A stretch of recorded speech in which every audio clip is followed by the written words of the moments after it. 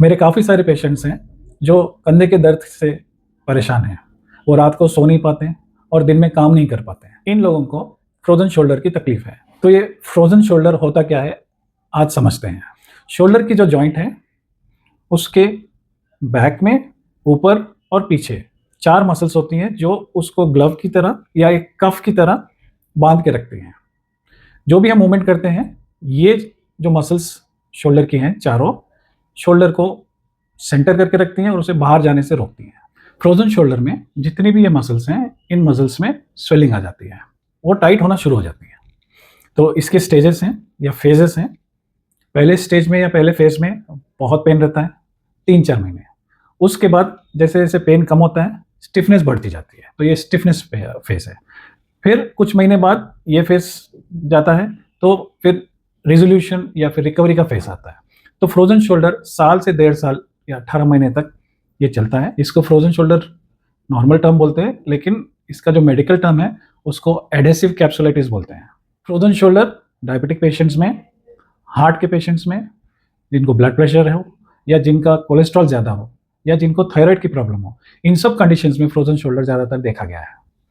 Frozen shoulder एक self limiting disease है। ये साल 1.5 साल में अपने आप ठीक हो जाता है। अब अगर अपने आप ठीक हो जाता है तो फिर इसमें ट्रीटमेंट क्यों करना है? क्योंकि शुरू-शुरू में जो पेन होता है बहुत सीवियर रहता है, इसीलिए इसका ट्रीटमेंट करना ज़रूरी है।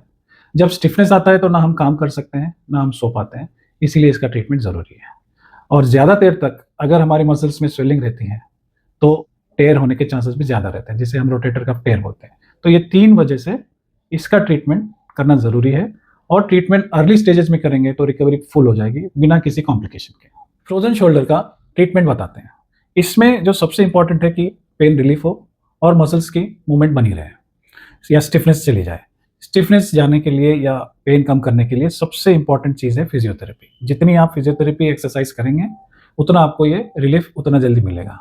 डेली 1 से 1.5 घंटा एक्सरसाइज शोल्डर की करनी पड़ती है और 2 से ढाई महीने मिनिमम इसको देना पड़ता है, तब जाके ये मूवमेंट फ्री होता है और पेन कम होता है। कभी-कभी ऐसा भी होता है कि पेन इतना सीवियर रहता है कि आप एक्सरसाइज नहीं कर पाते हैं। उस स्टेजेस में, इन्फ्लेमेशन ज़्यादा होने के स्टेज में, हम इसमें इंजेक्शन भी देते हैं, जो कि एक मेडिकल स्टेरॉइड है। उससे क्या होगा कि इन्फ्लेमेशन कम होगा, पेन एक 70% तक कम हो जाता है। जैसे ही पेन कम होगा, आप एक्सरसाइज कर पाएँगे।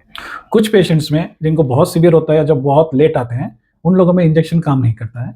उसमें कुछ और प्रोसीजर करना पड़ता है, जिसको हम बोलते हैं कि हाइड्रोडायलेटेशन या फिर मैनिपुलेशन अंडर एनेस्थीसिया, या फिर सर्जिकल ऑप्शन है जिसको आर्थ्रोस्कोपिक कैप्सुलर रिलीज बोलते हैं।